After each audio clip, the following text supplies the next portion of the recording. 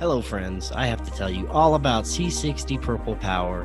Since I started using C60, which may be the most powerful antioxidant known to man, I feel amazing, and you should too. I have more energy, I sleep better, and I've lost over 30 pounds. But please go check it out for yourself. It has so many amazing benefits. Just click the link in the description or visit c60purplepower.com and use coupon code KNOWLEDGE10 to get 10% off your order plus free shipping. That's C60 Purple Power.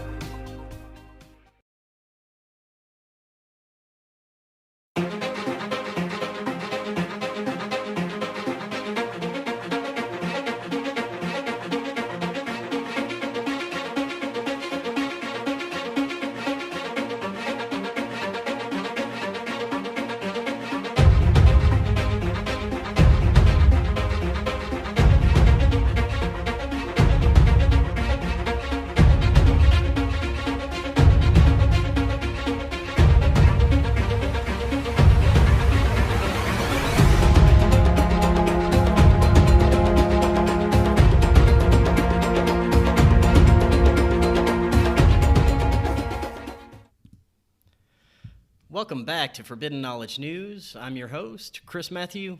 Tonight, my guest is Tony Merkel. Before I bring him on, I just want to remind all of you to subscribe to Forbidden Knowledge News on lbry.tv. That's our backup channel. We are also always available on all popular podcast platforms. Definitely check us out on Rokfin. It's where you can get all of our premium content. Forbidden Knowledge News Con this year was held there. You can have access to last year's Forbidden Knowledge News Con, all of our regular shows, and all the premium content from all the awesome content creators on Rokfin. Just click the link in the description or visit rokfin.com/FKN+ to get access to all that awesomeness. Finally, check out the great products at Ascent Nutrition. They're from the same fine folks at EMF Harmonized. I've been using their Peak Liver Support. It supports liver detoxification. It's full of free radical scavengers and supports healthy energy levels. I've also been taking their Nootropic Focus. Supports brain health and concentration, helps with attention and memory recall, which I know I could definitely need, and it is amazing. They have some of the most highest quality supplements, and they even have their own organically grown mold and mycotoxin-free coffee. Just click the link in the description to check out all the awesome stuff that they have to offer. Tonight, I want to welcome back to the show Tony Merkel. He is the host of the Confessionals podcast, where witnesses of the unexplained come forward to share their experiences with the world. Though his pursuit was focused on the phenomenon of Bigfoot, he quickly began connecting dots with other topics such as ghosts, demons, alien abductions, and much more. Tony, welcome back. How you doing tonight? I'm doing good, man. Thanks for having me back. It's been a little bit. Yeah, it has. I've been looking forward to it. Last time you were on, we kind of barely scratched the surface of some of the possible connections between the paranormal, ufology, and cryptid phenomenon. I want to go a little further tonight and see where we can go. I recently moved out to Colorado, and I was in Louisiana before. They have some cryptid lore down there, such as things like the Rougarou. I don't know if you've ever heard of that. Oh, yeah. Yeah, I love going out to the mountains here, though, and exploring this beautiful state and the nature. And I've always felt, a connection to this part of the country. The West and the Midwest. It's always been just, kind of calling out to me for some reason. And ever since I've been here, cryptids and Bigfoot have become super interesting just because there's become so many synchronicities and coincidences that have made their way into my life, like different guests that I've had, different experiences, different people living around here bringing up Bigfoot and cryptids to me, saying that they've had experiences. Just all this stuff kind of pushing me down the cryptid road. So, I got to explore it. You got to look at these synchronicities when they come to you. At least, that's the way I feel. Yeah. Have you heard of any, major prevalent cryptid or Bigfoot hotspots around Colorado? Around Colorado, not necessarily off the top of my head as far as hotspots goes and stuff. I mean, Bigfoot, especially Bigfoot. I mean, there's a lot of people who are very big enthusiasts when it comes to Bigfoot in this country. And somebody made I haven't looked at it in years, but somebody made a Bigfoot map off of Google Maps with all these pin drops. And when I looked at it, there were and it was just sightings. It was just sightings of Bigfoot that were reported. And I want to say that they pulled it off of the BFRO website, but there was a cluster everywhere, all over the country. And it wouldn't surprise me at all if Colorado had hotspots, just given the fact that the Rockies are there and stuff, the seclusion there. It seems like these things can live pretty much anywhere. And, it depends on where you're talking about in the country as to how big we're talking about. The Pacific Northwest, these things are just monstrous. I mean, 10 feet tall. Some people report them even taller, but I have a friend who saw a group of these things that came in on his car with him and his brother inside. And he said one of them was like 10 feet tall. But around here where I'm at in the Pennsylvania area, you're talking about 7 to 8 feet tall max. There's a lot of reports of these things being about 6.5 feet tall. So in Colorado, I would not be surprised if you're getting, 8-9 footers out there because of the rurality of it. Is rurality a word, by the way? Because I've been using it a lot recently. Hey, that sounds good to me. I like it. All right, sounds good. Yeah. Yeah, but you have a different perspective on Bigfoot and cryptids, a little different than most of the researchers I know, and it's very interesting to take in your perspective along with everyone else's and kind of just put it together and see where I fit in the belief system that I have. But for the audience, if they're not familiar with you and the last time you were on, could you give us like a little overview of what your thoughts on the Bigfoot and cryptid phenomenon are? What do you think these entities are? So I approached the topic with a very open mind. I mean, I have my thoughts on it and how I lean, but I'm fine being proven wrong, but I guess to start off with it is everybody who looks into these topics has a starting point in their life, and it doesn't include Bigfoot. It doesn't include cryptids.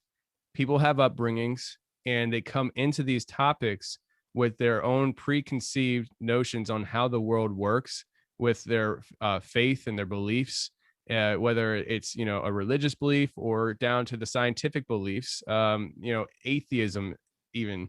And so when it comes to these topics, everybody has their own perspectives going into the topic that's going to shape and mold how they view these things. And for me, I in the early days when I first started looking into this, I was very involved in the online communities and stuff. And I even started my own community, and it was growing, and people are asking me questions. And one of the things that I heard a lot of people saying was that when they go into the woods, it's a spiritual experience for them when they're looking for Bigfoot. And I'm a Christian. You're probably assumed that I'd bring that up in this part of the conversation, but I don't hide that. And so when it comes to this whole Bigfoot thing, when I was surrounded by a lot of people who were what I was perceiving as something of almost like worshiping these things, almost like it was an entity or something, it was very concerning for me. And so I really had to kind of step back and think, what is Bigfoot and what am I doing here? Is this thing just a hairy monster in the woods, or is there something more to it? Because I'm talking to people who, insist that it's just a giant hominid walking in the woods we just can't keep up with. And then I talk to other people who say they've seen these things doing unnatural things and supernatural, paranormal things. And I started thinking, like, how do I process this? This is in the early days, and I settled on in the early days it's just a hairy monster in the woods. I didn't want to go down the paranormal route with Bigfoot. And as I started my show, The Confessionals, and I started hearing people's encounters, and my show is just a very much of an open platform where I don't care who you are, what you believe, I don't care. If you had an experience, we're going to talk about it, because like I stated earlier, I believe that what you believe going into experience is going to shape and mold how you see that experience and how you relate it to others. When it comes to, you know, a priest and an atheist being in the same room, if they had a paranormal experience together, they would leave describing it very differently because they went into the room with totally different perspectives. And so when it comes to the stuff on the show, I'm very open-minded. Um, so I have people on the show who are talking about the Bigfoot being a natural thing that they saw, and then I have people on the show talking about seeing Bigfoot do things like they call it cloaking. Basically, like if you think about the predator and you know, the invisible nature. And when I first started hearing that, I'm like, no freaking way. You know, I just couldn't wrap my mind around it until I started thinking more along the lines of, well, okay, so what does my faith say about certain things? And I started really looking into the Book of Enoch, and because the giants Nephilim was a very, it still is an interest of mine, but I was, you know, like diving into it early on. And so I was looking into the Book of Enoch for more clarification as to what Nephilim are. And in the Book of Enoch, it tells you that, you know, the fallen angels had sex with women, the offspring were Nephilim. But then it goes into the Nephilim and what the Nephilim did as far as defiling God's creation. And it doesn't say have sex, but it says defiled, I believe. Um, it alludes to the idea that Nephilim were having sex with animals.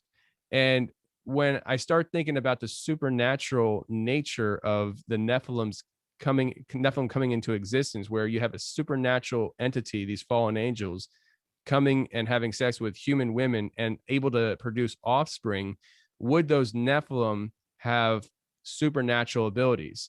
I often use the example, you know, I'm Puerto Rican and I have a twin brother and sister, and you know, one's a boy, one's a girl. One is darker than I am with tan, and the other one, I mean, she's white, you know, pasty white, but they're twins.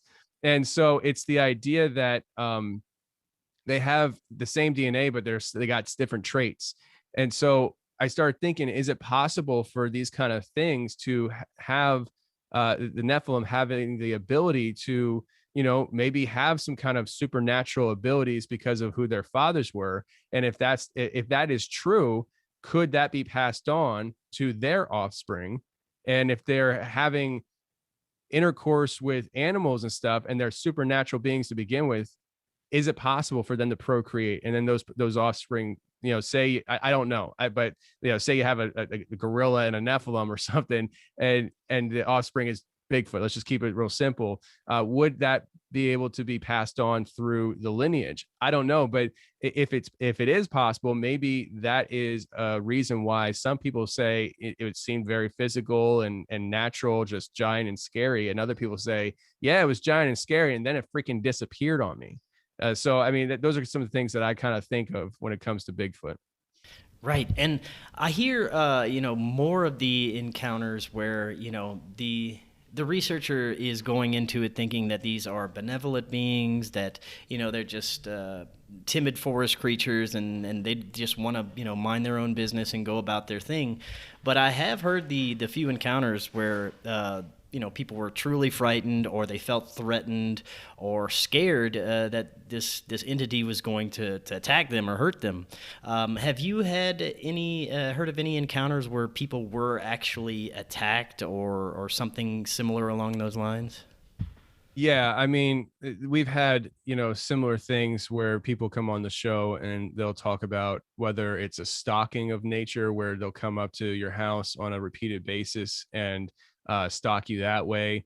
Uh, Even outside of Bigfoot, when you're talking about the idea of dog man, people talk about these dog men doing very similar things where they'll come to your house, they'll climb on the roof, they'll actually try getting in your house by turning into doorknobs. And those are things that I think about. I'm like, there's something to this that isn't normal, in the sense that if this is just a wild beast that wants to get in your home, it doesn't need to worry about turning a doorknob to get in. It can just bust a door down if it really wants to. And so that takes me down the mindset of, you know, is there some kind of spiritual implication here where these things need almost like a permission of some sort? But back to your question, the one, when people ask me this question, the one that always sticks out in my head, it's probably because him and I are like really good friends, is my friend Wes. He and his brother, and I referenced it earlier a little bit, but him and his brother, they were out in the Pacific Northwest. They had just lost their father and they were blowing steam off, and they were up in the mountains on an old logging road. And they come to this point in the road where it was like real iffy to go down. I mean, it was like, I don't think we should do this. And they're sitting there just kind of like talking, windows down, and they hear something coming in on the car, and they each hear it on both sides of the car, and they also hear it coming in from the back. So there's multiple creatures here. And this is a really long story. I'm going to cut short. They get scared. They have guns in their hands, and they're like, we're just gonna get out of here. I think they might even heard like some kind of like deep guttural growl. And so they get out and they're going down the road. They pull over and they stop just to be like, what was that? Like that was weird. And they have this long encounter with this group of Bigfoot. And Wes didn't know, Woody didn't know, they didn't know what they were looking at first. But they had these things coming walking across the street, almost like strutting, like they were challenging them. They saw them do a very aggressive tactics, like they would get down on all four, like they were going to charge the car and like pump their butt in the air, like almost like a runner. And Wes described this. This was years ago. I would say, let's just say it was 2012 when he came out with this experience, and it might have been even earlier. And people were like chastising him, saying, "No way, Bigfoot doesn't do this," because he said that this thing got down on all four and it did a walk like a spider. It like walked like a spider with its legs. He said it was unnatural. And people were like, what are you talking about? Bigfoot walks on two legs. And, like many people back then probably didn't even talk about Bigfoot going down on all four, period. Like it was impossible. And he always stood by that.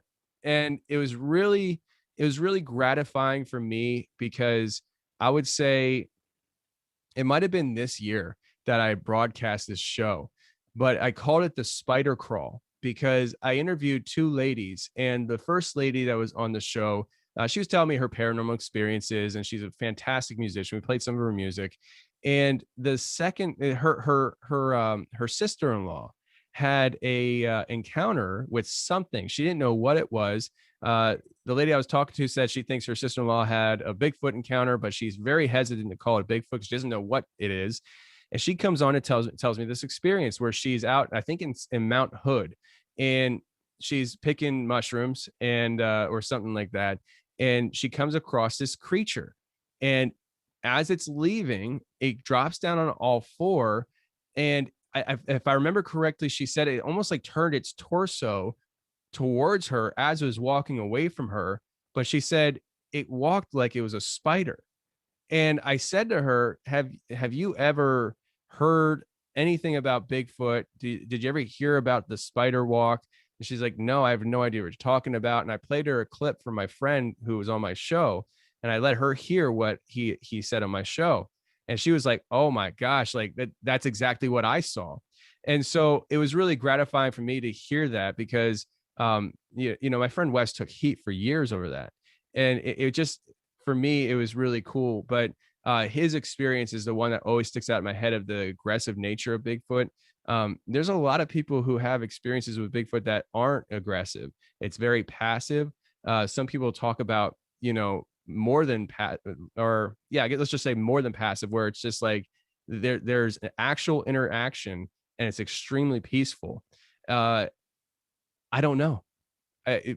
Do you come in at the wrong time and you piss these things off? Or it could be like a territorial thing, or protecting their young, who knows? It could be that.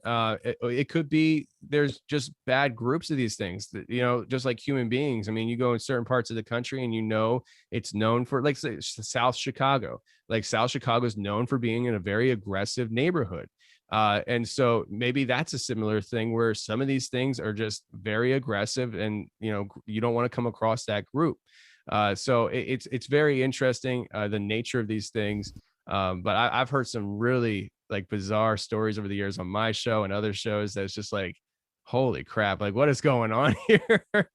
Yeah, and along the same kind of lines, the whole missing 411 phenomenon, where people just kind of just go missing in state parks, and they have stories with kind of similar type of experiences with Bigfoots, or seeing strange lights in the sky before this occurrence, or something supernatural connected to it. Do you think that a lot of the missing persons could be connected to this phenomenon? uh I think it's possible. Well, let's just I think missing 411. I think that there is a high likelihood that there are people missing that go missing in the woods that do go missing because of Bigfoot. Some of the accounts, even from missing 411, people talking about seeing something carrying off a child that was gigantic and had a hairy back. Like, I mean, at some point you're like, okay, I mean, you can try saying it was a bear walking on two legs carrying a kid over his shoulder, but like, really, I guess people who don't want to think about Bigfoot would, go down that route. But I definitely think that missing 411, there are instances where the missing person is attributed to Bigfoot. But I think that missing 411 is very broad in nature on purpose.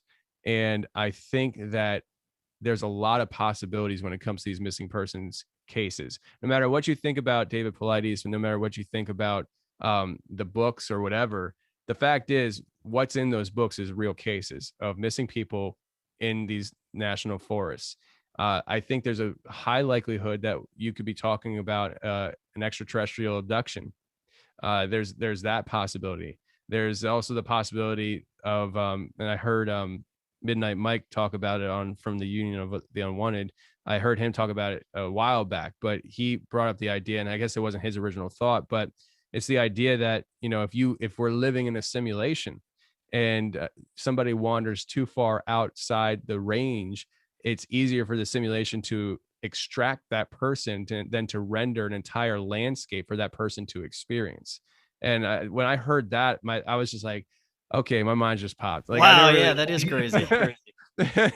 and I was just like, wow, that's crazy. And so that's what I mean with the missing 411. I think there's so many applications with this, and we can even go down the dog man route. I mean, that's another mysterious beast that people are seeing out in the woods, and typically those are very aggressive. I just talked to a guy last week, and we didn't even finish our conversation because it got to be 3 o'clock in the morning. I said, bro, we need to wrap this up and do it another time. But he was introduced to Dogman with an encounter. He's in Kentucky, and he was a coon hunter, and he was 15 years old, went out with his grandfather. His grandfather wasn't in the greatest shape, so his grandfather stayed by the truck, and they had two-way radios. The dogs go, they tree a raccoon, and he's following the barks to come in to kill the raccoon and all that stuff and tell the dogs good job. Well, they hear a pack of coyotes coming in, and so his grandfather said, just get in there before the coyotes get there, because you're going to have a mess on your hands if those dogs fight the coyotes. And so he's going, and he hears the fight start, and one of his dogs, the younger one, ran off, just left. The other dog wound up fighting off these coyotes. The dog is a big dog. I mean, we're talking about coyotes being about 50 pounds, and this dog's about a buck 20, a buck 30. But he talks about how these coyotes came back in almost like a group. It wasn't like a one-on-one attack. It was like a group effort. And he hears this fight break out, but then he hears his other dog come back in and fight as well. And so when he arrives in the scene, the fight was over. His dog's back to barking up the tree and treeing this raccoon. And he comes over, pats his dog on the head, and he hears his dog on the other side of the tree chowing down on a coyote. So he walks around this tree to, tell his dog to stop or whatever. And to his surprise, on the other side of the tree, it wasn't his dog at all. He's standing 5 feet away from a dog that he said was bigger than a Saint Bernard, and it was holding a coyote's a whole body of a coyote, but by its ribs in its mouth. Like that's how big this thing was. And he said when he approached and he saw what it was 5 feet away, this thing stopped and looked right at him. And at that point, it stood up on its hind legs. And he said it was about 7 to 8 feet tall. And he took off running. And long story short, his dog wound up saving his life. And his dog, he thought his dog had died, but this thing tore his dog to pieces. But because his dog intervened, he was able to escape alive. And then the next day in the evening, they found his dog by the road, and he picked up his dog. And he said his dog was just shredded to pieces. Like he said, his ears looked like noodles, like it was just like clawed and just shredded. But his grandmother nursed the dog back to health, and he said the dog lived to be an old dog, and even went back out hunting. He wasn't the best dog, the hunter anymore, because the dog apparently was a legendary dog. Everybody knew about this dog. But after that experience, the dog wasn't the same, but he still had a good nose and could tree a coon. And but yeah, so I mean, these dogmen being out there, I mean, shoot. So if that situation played out any different, where his dog dies, his grandfather's in the pickup truck, he hears the fight, assuming it's coyotes, just like he did before he approached. So say his dog gets killed, and this dog man then has nothing stopping from killing him.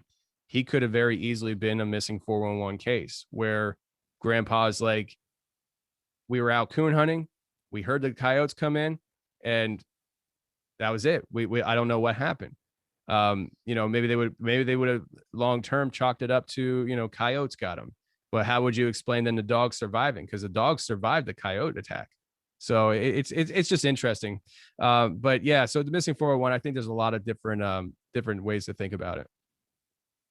Oh yeah, definitely. Now, when it comes to different places, you were saying that there could be different places that are worse than others when it comes to the temperament of these beings. There's also places that it seems like are hotspots for just paranormal activity in general. You look at Skinwalker Ranch, Mount Shasta, Sedona, Arizona, just different places around the country that seem to have more activity or paranormal or sightings, even Bigfoot, than most. What do you think is going on in those particular areas? Do you think it could be some kind of electromagnetic or frequency or energy or something? Yeah, I mean, I think there's something to that. And when you talk about what is it, 30? I always forget that parallel line that goes across the country. 30's Ridge Trail. Yeah, thank you. I think there's something to that just by looking at the situations. And then you have like even in Alaska, the Alaska Triangle, and the fact that there seems to be something going on there, and these triangles pop up a lot of places, and I just start thinking sometimes I'm like, well, if you have three situations, you just draw lines between them all, you usually get a triangle. So, who knows? But I also think that when it comes to some of this stuff, there could be governmental intervention going on. When it comes to especially the cryptid side of things, I personally do believe that I don't think like our president is making orders to, hey, how are we looking on the whole chimera today thing? We need to make sure we kick that project in the high gear because I'm going to want to use those against some country. I don't think it's like that, but I think there are very undercover covert operations that have been going on for a long time. And Arizona is one of those spots where I really think there's something going on there when it comes to these cryptid sightings, especially the ones out in the deserts, like around area 51, I think it's area 2.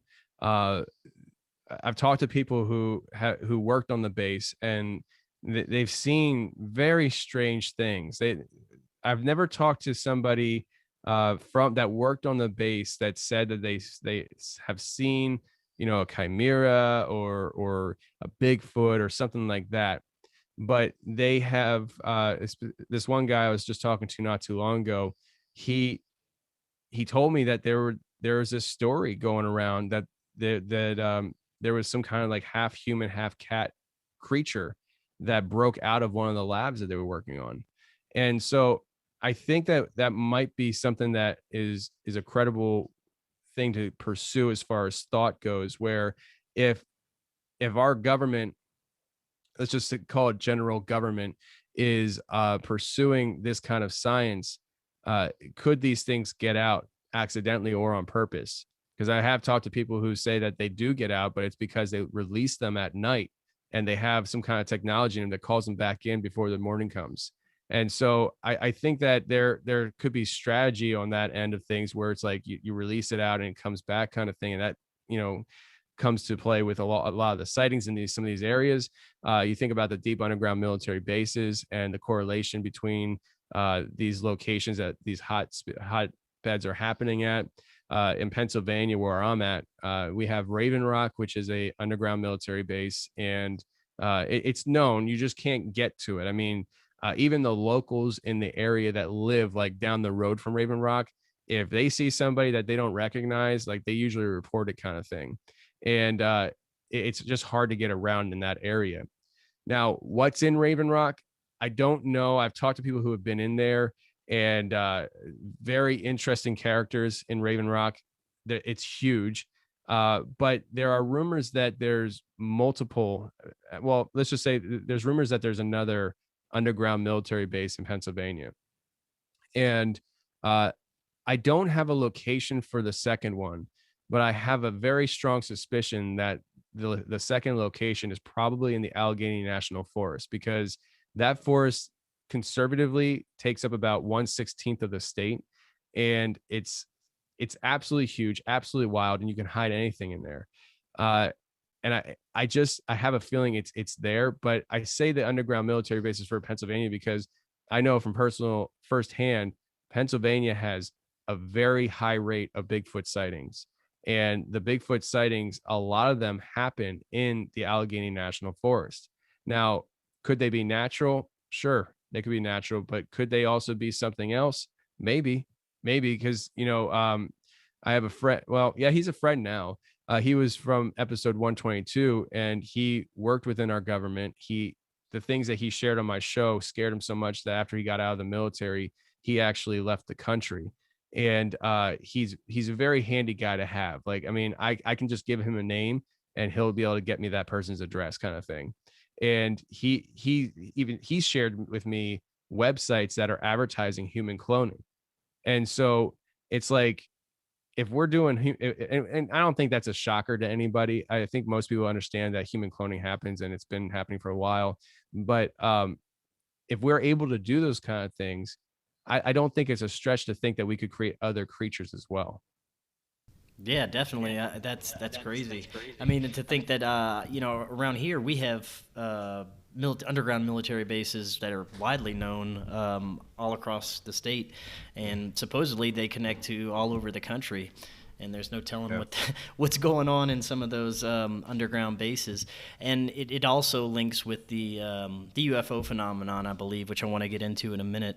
But before we go on from that, I mentioned the Rougarou earlier, and I'm really interested in this because I lived in Louisiana for most of my life, and I could never get a damn straight story on what the Rougarou was. I don't know if it's a dog man or something. I mean, that's what it sounded like to me, mostly like some kind of dog man, but I'm not sure. Have you had any Rougarou sightings that you've heard about or talked to with people? I haven't had anybody on the show that called it a Rougarou, but I have had the same question, because if you're talking to people who are in the Bigfoot mindset, they say it's a Bigfoot. If you're talking to people listen, I've settled on the idea that I lean towards it's more of a dogman like entity than anything else, because the people who describe these things, it's, to me, it sounds like it's not. I want to say it sounds more like it's not a Bigfoot than them saying it's a dog man. Does that make sense? Like, to me, it's like, I feel like it's more of a dog man because it's the way they describe it. It's just like, it doesn't seem like a Bigfoot to me. But Yeah, I've what a heard it Rougarou described as a is, dog man a little bit more than a Bigfoot. yeah, I wish I knew. I mean, shoot, you lived there, so And I still have no clue. I've gotten so many was different. there? Was there a lot of people that had sightings that you knew of at all? No, I mean, maybe one or two. You know, it's hard to tell growing up because you have these, silly older folks that are friends with your parents that tell you these tales, and they're like, "Oh yeah, I saw him when I was out hunting coon one day," and I don't know for sure if they really saw it. I know my dad for sure saw a UFO one time when he was hunting, and couldn't, just explain what happened. But I, no, it's so confusing. I would say that just regions have different names for these things. And so the in Kentucky, the dog man is called Slewfoot. And there's a song, I think it's like an old blues song or something like that, and they sing about the Slewfoot. But there's one part of the song where the lyrics were changed, and they changed it to referencing a bear when before it talked about a canine, like a beastly canine or something like that. And over the years, when the newer generations coming up, they'll say, Slewfoot is a bear from the song that they grew up with and stuff like that, and it just kind of got lost in translation if you didn't really know. But the old timers in Kentucky, they when they say Slewfoot, they're not referencing a bear. And if you think you know what Slewfoot is, but you're not thinking Dogman, you're gonna think bear.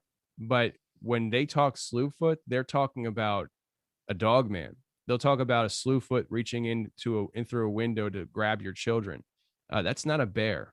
And so when like for instance, the one guy that I was talking to, he was talking about the Slewfoot and how his grandfather was tracking the tracks of a Slewfoot, and he ran over, and it wasn't bear tracks, it was canine tracks. And so it's interesting where we as general we just call it dog man. But these regions that have these creatures in them, they call it different things sometimes, especially if it's been something that's been around for centuries. Now, one more thing I want to discuss before we move on from the cryptid space here is, I mean, I've seen videos of this, and I've heard a couple of witnesses describe them seeing what could possibly be what's called a rake.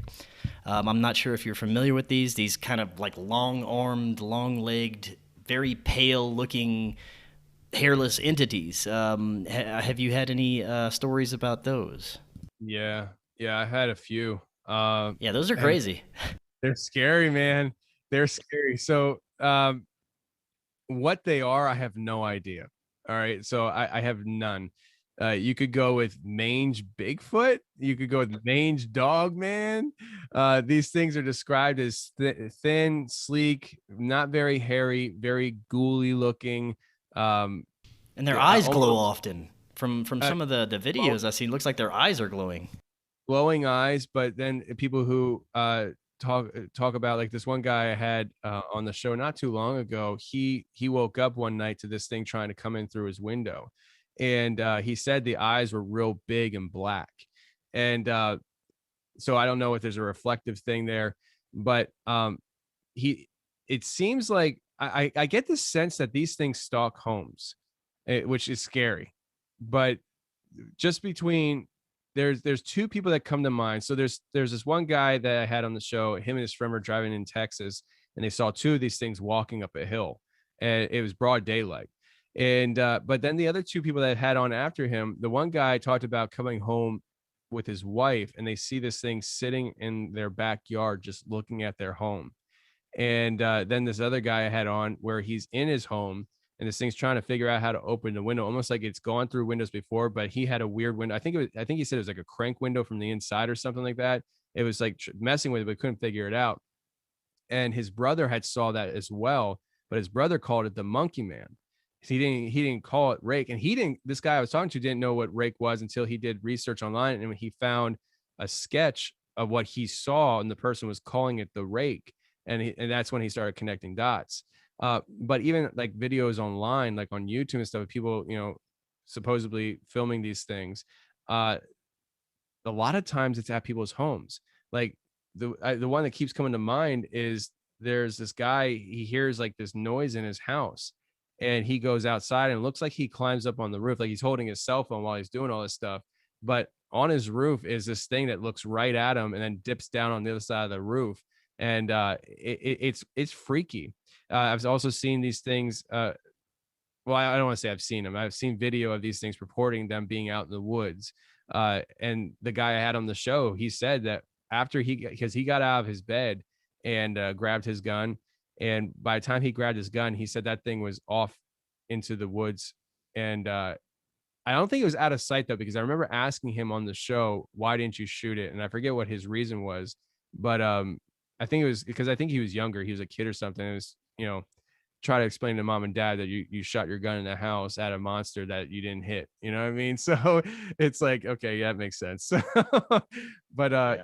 but yeah, it's a scary topic in the sense that a lot of the interaction I've had with either witnesses or just online of seeing whatever it is, it seems like these things do have a fascination with your home. And I'm waiting for somebody to tell me they had to come in. Like that would be just trippy. But Yeah, yeah. that's insane. Yeah, those things creep me out every time I see a video or someone talks about them. Yeah, and I've heard theories that they could be, just some kind of subterranean humans that kind of just got left behind in society and just stayed underground, maybe for a cataclysm or something, and just lost all pigment and vision or whatever, and adapted to the dark. So that's another crazy thought. Who knows what's living underground? I mean, people talk about Bigfoot living underground, reptilians, these rake creatures. I had a guy on the show recently talking about his stories that his brother related to him from their childhood of his interaction with this reptilian type entity that he came across when he stumbled across an opening in the ground that opened up into these giant caverns. And supposedly there was a lot more than just reptilians there. And so it's just interesting. Like the idea of reptilians, I don't know how I feel about it as far as whether I believe reptilians are real or not. Sometimes I look at the Queen of England like, yeah, I could see that. But it fascinates me. And the idea of things being underground fascinates me even more than anything. I love the idea of the hunt. And I've been recently given a location here in Pennsylvania, in a general area that I live, that Pennsylvania has lots of quarries, old quarries that were mines at one time. And supposedly around an old quarry around here, there's an opening to an underground realm where these reptilians exist. And the guy who I was telling me this, he said, but dude, don't mess with it. Just let it go. And I told him, I said, you don't know who you're talking to, bro. Like, I'm already putting my boots on. Like I can't, I have to go check this out. Like, do I think I'm going to find it? No. And if I find it, do I think there's going to be something in there? Probably not. But if there is, dude, like, it's crazy. Like, Yeah, you gotta know these things. Dude, I'll freaking live stream it or something. Like, I might die, but I'm gonna live stream it, So, I mean, I've gone out in the woods, like in Allegheny National Forest. Me and my brother, we were given coordinates to a cave that had a fossilized Bigfoot print in it, and so I went out and we went like 2 miles into the woods, and we found the cave, and I crawl in. And I'm like, I'm freaking feeling like Indiana Jones, man. Like, I was like, this is freaking awesome. And I just dive into this cave. And afterwards, looking hindsight, I'm thinking to myself, what if there was like a mountain lion in there or something? Like, I used to, before I had the kids, I was reckless. And I would just go into these caves and all that crap.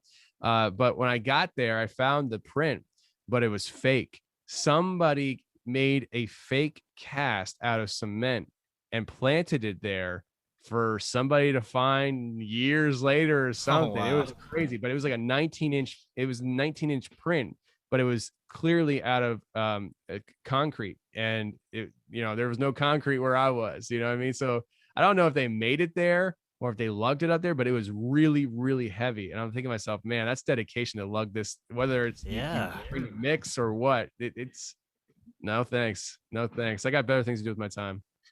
Yeah, that's like crazy. Look for the fake cast. That's what I do with my time. I look for the fake cast. So.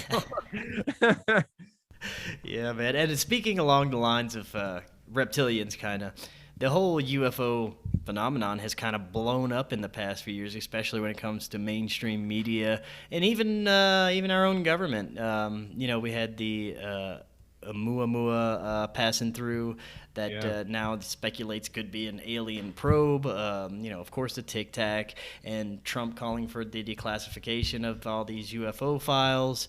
The past few years have been a big deal for UFOs, especially in the mainstream, and I'm wondering why. I mean, why now? And what is the purpose?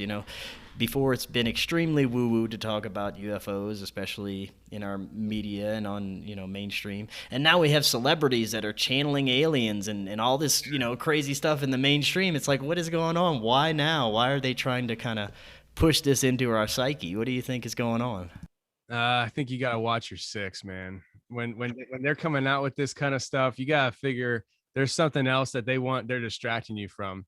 I don't think that did we hit the 180-day mark yet by the time we I don't think recorded this? so. I think it's like in June or something. Okay, so I have all right. So the guy I was referencing earlier that told me, or not told me, but that I can give a name to and he'll find the person for me. He came to me and told me that he, just from the things that he's been polling, sourcing, he said it seems like there's going to be a big drop of information in June. He said it might not happen. It's just more of an assumption on his end, but just all the information he's been polling, it seems like there's probably going to be some kind of a drop. And so maybe that is on the timeline. I have a hard time believing, even if there is a big drop, that it's all going to be 100% real. Why are people being, why are governments coming out and talking like this? There's a lot of things that Yeah, the Israeli guy, the Space Force guy. That's yeah. I mean, he was the I think he was what, the defense minister for Israel or something like that. And then what, last year the Canadian defense guy came out and said something similar.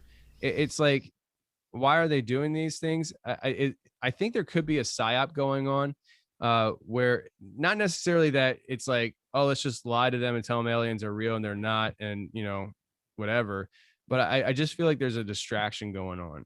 And I also think that they're going to utilize the newfound reality of popular culture, or the general understanding that these things are real. I think they're going to use that to manipulate people to get them to do what they want. I think they might try to stage some kind of an invasion to bring humanity together underneath a one world government to defend themselves against these invasions. There's a lot of different routes you can go with. You can go down the Christian perspective that because so there's right now with what's going on in the world, first time in my life, like that throughout history there has been eras where Christians said, oh, the world's ending, God's coming back, and we're still here. For the first time in my life, I hear Christians saying such things, and I'm like, well, I could actually see some of the stuff, what we see happening in prophecy maybe coming to pass here. But even underneath that idea, you could take the idea that they're force feeding us this alien stuff. What if the Christians are right and Jesus Christ does return and he comes and he raptures his church, right? The people who the mainstream propaganda is saying are bigots, they're racist, they're hateful, they're nasty human beings. And Jesus raptures those people and takes them from this earth. What if that actually happens? We already have an established arm of propaganda globally. It's not a United States problem, it's a global problem. And so what happens if Jesus does that? And then after the dust settles from all that, they say, we told you aliens were real. The aliens came and took those bigots away from us so that we could ascend to the next level of humanity and come together as one. Like, there's so many different ways you can go down the road and think about it. But one thing's for sure for me, I feel like the whole alien UFO talk, I think they have an alternative agenda. There's always multiple layers to this stuff when it comes to releasing information. And there's a reason why they do it, the timing that they do it, and the ways they do it, the amounts that they do it. Sure, I think there is some type of truthful disclosure happening right now, but I think there's a reason why they're doing it. And that reason is not totally known yet. It could have something to do with the Great Reset. I'm not sure, but it's something that I'm very concerned about. So I just tell people, just when they're saying, look over here, look behind you, because there's something going on. So So, what do you think about the abduction phenomenon in general, especially when we have people saying that they're seeing their hybrid children on ships, and they have all these experiments, fertility Yeah. experiments. They're taking their eggs, they're taking their sperm, they're making hybrid children. They're being taken on ships through their ceiling, and these little gray aliens that are like biological robots are doing this. I mean, it's such a strange phenomenon.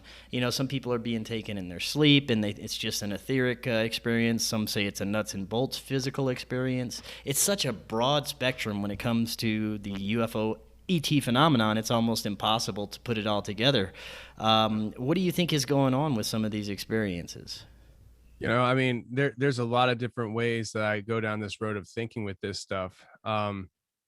Because I like I said earlier and stuff, for me, I do try to perceive things through my own personal theological convictions. And um, when it comes to like traditional Christianity, I clash with a lot of people because when you bring up the idea of aliens and stuff, they say no, aliens don't exist because we're the only life in the universe.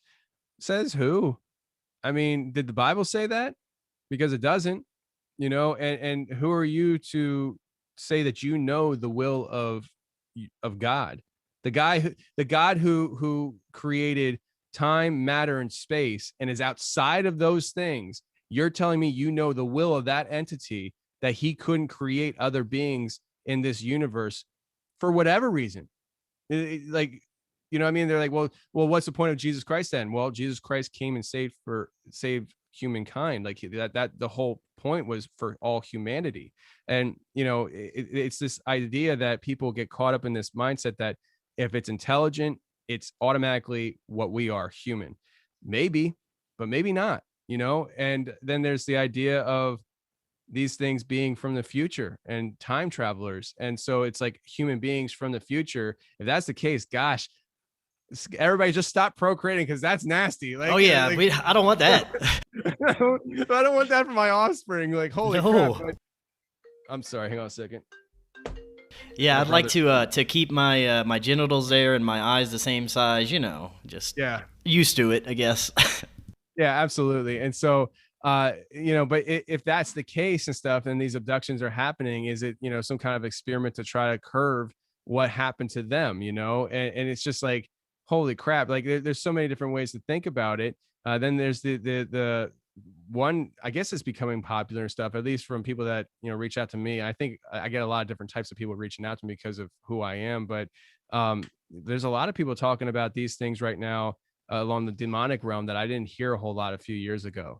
I mean, I've heard the idea of it, but recently, over the last year or so, there's been a lot of people floating that idea at me that, they think that these things could be demonic.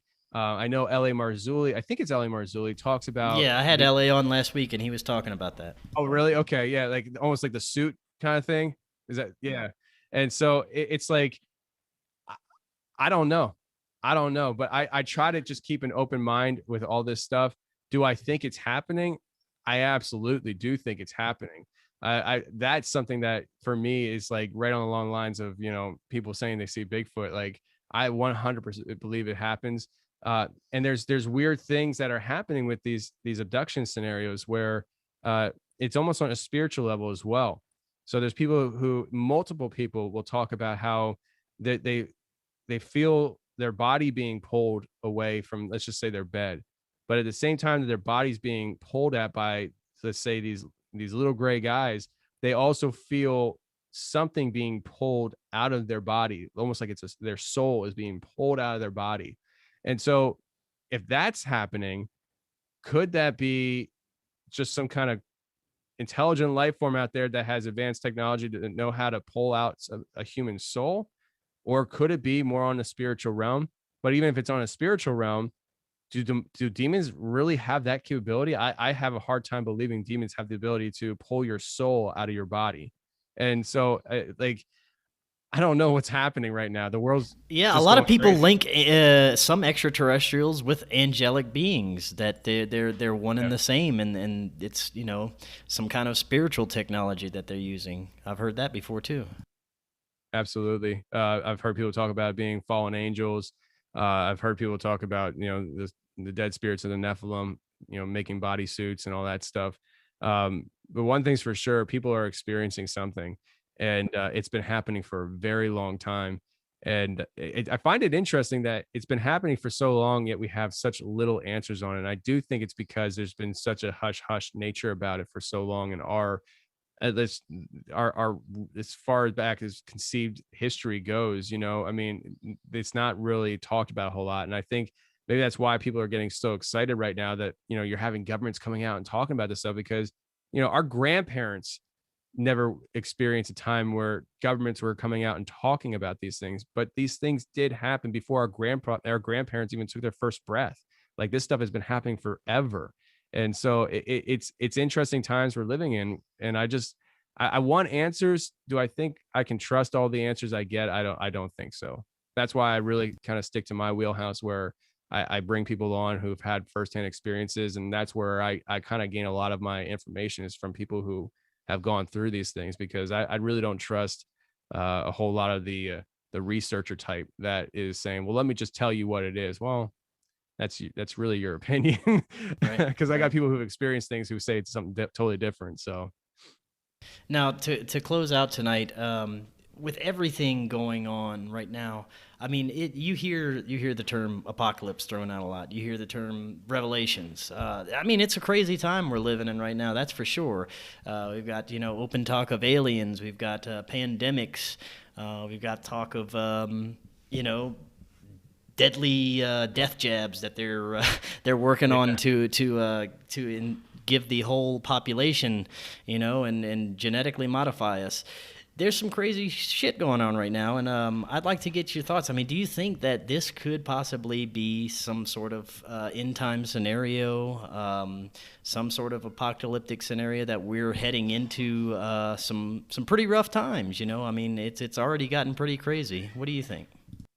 I referenced earlier about some of this kind of stuff, and I said it more of the third person type. But for the first time in my life, I really do see it being a possibility. I'm not willing to say it's happening. This is the world's ending. But for the first time in my life, I see the scenario playing out where, in my mind, you could see where we would be facing maybe an end of the world kind of scenario, whether you believe it's, some kind of, I don't know, some kind of apocalyptic scenario, or, biblical prophecy kind of thing. One thing I would say is, in Revelation, that book is very detailed about how the world is going to end. And not one time is there anything that resembles America in there to me. I know people will say, I think it was when it was describing Babylon, that's America, maybe. But to me, there's a part where it describes these countries, these cities that turn their face from God in the end times, and I see that happening here. But one thing's for sure: when the world gets to that point where Christ comes back, America's not even in the picture. Like, we're not even a thought of being an influence. And so I look at what's happening to my country, and I see how we're falling, like, socially, economically, spiritually. And I can see how we are getting to the point where America may not be even a thought in those kind of times for that to happen. Um, Man, if it happens, if that's where we're going, I want it to happen now, because I listen, I got a 3-year-old and a 7-month-old. I don't want to freaking raise kids in this world. And so I would Right. prefer, if it's happening, I would like to happen sooner than later. It also seems like there's kind of like a spiritual awakening going on one hand, and on the other hand, there's this like dumbing down and retardation of people, and just this trying to get to turn away from anything spiritual. We got places like China that are killing people for being spiritual, and it seems like they're trying to Talk get about that mindset to transfer over here in a way. You know what I mean? Yeah. You're not supposed to talk about China though, man. You're not Oh, supposed I to know. talk about China. My Uh, bad. yeah. We're supposed to applaud them for all their cultural progression. That's right. Yes, they're very You know, progressive it's with their just thinking. culture. It's just their culture, and we have to understand their culture because that's called tolerance, and we're all about tolerance these days, apparently. Yeah, I Uh, think it's more like a hive mind mentality that they're trying to get us into. But yeah, sure. man, it's crazy times that we're living in. I don't know. Do you think that that we stand a chance to come out of this? Like I said, there's half of the people coming around and waking up to this and saying, "Oh, I'm not putting up with this bullshit that we're going through," and then there's the other half that are just going along with it and kind of just perpetuating the downfall of our country. I mean, do you see it continuing in that direction, or do you think there's a possibility we may be able to turn things around? Uh, No, that's a tough one. well, I'm a dystopian kind of guy. Yeah, I know. I Here, don't I am I too. don't I don't see I don't see a very bright future here. Um, Yeah. so I got another radio show I started called Rage Against Dystopia, and I've come to call myself more of a futurist than I am conspiracy theorist. I really I take the world and culture that I live in right now, and I kind of try to see and project where that's going. And I just did a show. It broadcast tonight right before I started recording with you, and I talked about the ESG credit scores, and it's a social credit system that's being implemented in our banking systems in the back rooms kind of thing where it's not being talked about. But if you're banking at certain banks right now, there's a good chance you have a credit score, you just don't know it yet as far as the ESG score goes. And ESG stands for environmental, social, and governance. And what they're doing is they're using it on businesses. So if a business, so say you're a gun manufacturer, your ESG score is going to go low because you're not going with the whole woke culture of the social governance. If you are a trucking company, well, your ESG score is going to be lower because of all the environmental damage you're doing. But it goes even further to the point where, so say I have a business here in Philadelphia, and I employ people that live 2 hours away and they commute every day because I pay really, really good. Because the people I hire live 2 hours away and they're driving 2 hours one way every day, my ESG score goes down because of the environmental damage that I'm doing. And these ESG scores then are used to decide who is going to be getting money and loans and who isn't. So it doesn't matter how good your business is, how profitable it is. Are you being a good woke puppy? And that ESG score. So for you as an individual, if you buy from a business who has a low ESG score, your ESG score is going to go down as well. Now, this is happening in the banks. And then we have this at the same time, we have this COVID passport that Joe Biden said that he wants to lead the private sector up to. If you're letting the private sector decide if they're going to implement the COVID passport, and at the same time, the private sector, these businesses that are left to decide themselves, are being held beholden to the banks and the ESG scores. Do you think that the private sector is not going to do what the banks want them to do in order to get their loans to keep their businesses running? And so I think we're heading down a road right now where dystopia is coming, baby. And I don't think it's going to look pretty good. I hope I'm wrong. Gosh, I hope I'm wrong. I got two little ones, but I just don't see reversing this at this point. I think there's gonna be a good chunk of people like me and you and others that like I will freaking die fighting this. Like I'm not going to just be like, oh well, especially when it comes to the ideology aspect. When they start attacking me and my family for the way we believe on certain things and calling it child abuse because I'm a Christian or something, like no, like Yeah. you literally will have to like put a bullet in my head before you take my kids out of my house, Yeah, because I I'm feel the same way. I mean, we yeah, go you're gonna ahead. have to kill me before I conform. Yeah, that's the way I feel. I mean, like even down to things like we have this great propaganda system in this country called the public school system. And for 8 hours a day, you get to brainwash people's children, and their kids go home and mom and dad had a long day at work. They're tired. They're doing laundry, getting dishes together for just a few hours before everybody goes to bed to do it all over again. You don't have time to deprogram your kids. So for 13 years, including kindergarten, you get to program children before we send them off to the master's program of college. And so people like me, where I have built my life so that I can homeschool my children, I'm going to have a problem here over the next however many years that I'm homeschooling my children, because the state's not going to be happy with that. And they're going to fight that. And they're going to try to come and take my kids to the public brainwashing institution. And I do think that they're going to start demonizing, and they're going to find ways, just like they do with everything else, to demonize certain groups of people and get the whole collective to look at those people as evil.